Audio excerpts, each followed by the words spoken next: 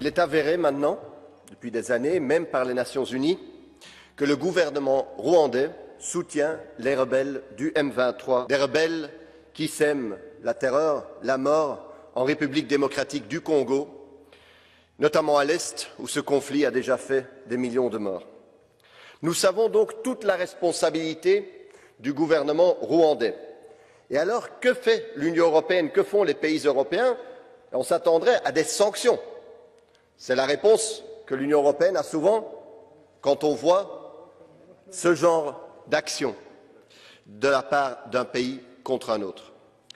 Mais non, non, les gouvernements européens décident aujourd'hui de renforcer leur coopération militaire avec le Rwanda.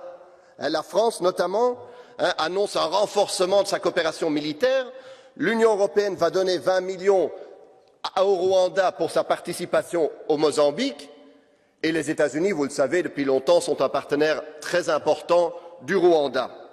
Cette politique, où on dit en mots, en paroles que nous respectons la souveraineté congolaise, mais en réalité notre politique l'entrave et la sape, est inacceptable. Il faut cesser ça tout de suite, parce que nous avons besoin, et les Congolais ont besoin de paix aujourd'hui. Coup de grâce.